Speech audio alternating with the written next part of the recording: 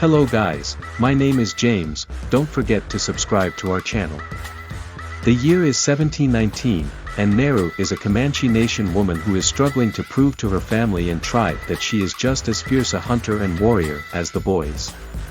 Shortly after Nehru and her trusty dog discover a metal trap laid by fur hunters in the woods, she witnesses a fireball in the sky, which the audience knows is the Predator spaceship. Nehru has a chance to prove herself while on the hunt for a mountain lion with her fellow warriors. But at the crucial moment, she is distracted by the noise of Predator in the distance. She falls, and her brother Tabe carries her back to camp. Her brother later returns with the lion's carcass and head and wins the title of war chief. Nehru tells Tabe what she saw, and says they need to go back out to hunt down this mystery creature. Tabe dismisses her, and says Teru proved she couldn't handle herself as a warrior because she couldn't bring it home. Teru ignores this, and goes out with her dog to hunt the creature on her own. Nehru tracks down the predator, and while she is looking, she discovers a skinned buffalo.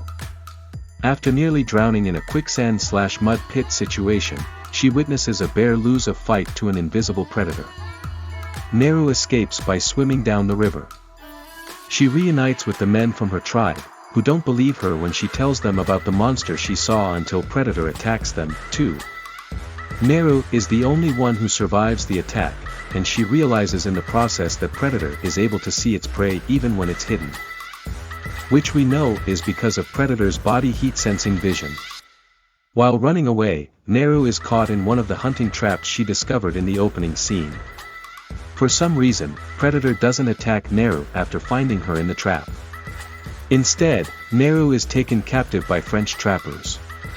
One of the trappers, who happens to speak Comanche, tells Nehru they are trying to hunt down Predator, too. It turns out the trappers also capture Nehru's brother, and ties them both up as bait to catch the alien. But of course, Predator is far too intelligent to fall for bait. Nehru explains that Predator didn't attack her in the trap, and concludes it doesn't perceive her as a threat.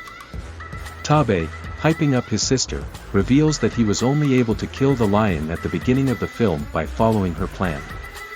Then he utters a famous line from the first film, "If it bleeds, we can kill it." Predator, using its fancy gadgets, easily takes down the French trappers with their insufficient 18th century muskets.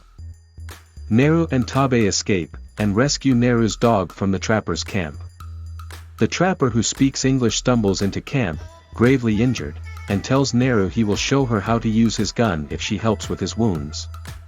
Nehru gives the trapper some sort of psychedelic plant to eat as a painkiller, and he mentions it makes him freezing cold.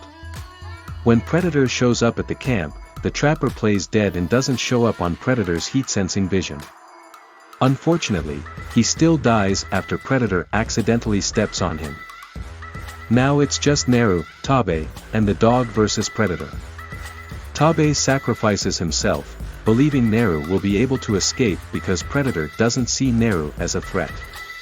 But Nehru doesn't run. She kidnaps a stray trapper, the one who hurt her brother, and deliberately leaves a gun within his reach. Then she eats the same plant that turned down that other trapper's body heat. This way, when Predator shows up, it perceives the trapper with the gun as the threat and doesn't see Nehru at all. In this way, Nehru uses the trapper as bait, similar to the way she wanted to bait the lion at the beginning of the film. Nehru shoots Predator in the head, steals its helmet, and lures it into a trap, in the mud pit where she fell previously in the movie. After an intense fight, with some help from her dog, Nehru tricks Predator into firing his weapon. She has set up the helmet so that its laser targeting system, which Nehru observed previously in the film, will hit Predator rather than her. Predator fires its weapon, and the arrow redirects to the laser, hitting Predator in the head. Nehru returns to her village with Predator's head in her hands. She tosses her father the gun she got from the trapper, and we see that it says Raphael Adelini, 1715 inscribed on it. This is a reference to Predator 2. The gun at the end of Prey is the same gun a group of predators gives to Danny Glover's character at the end of the movie, as a trophy for killing their comrade. According to sharp-eyed viewers on Reddit.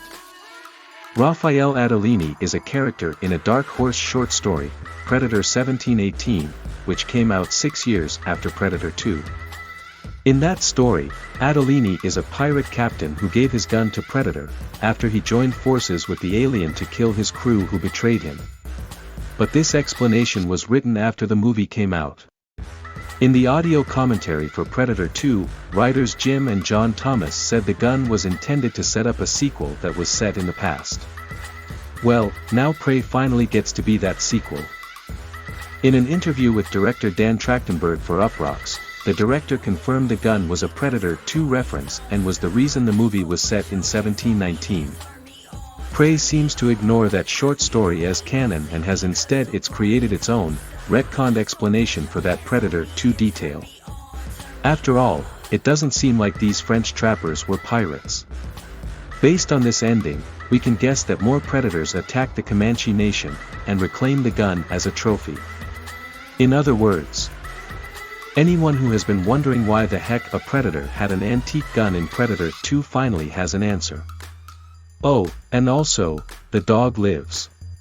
Thank God.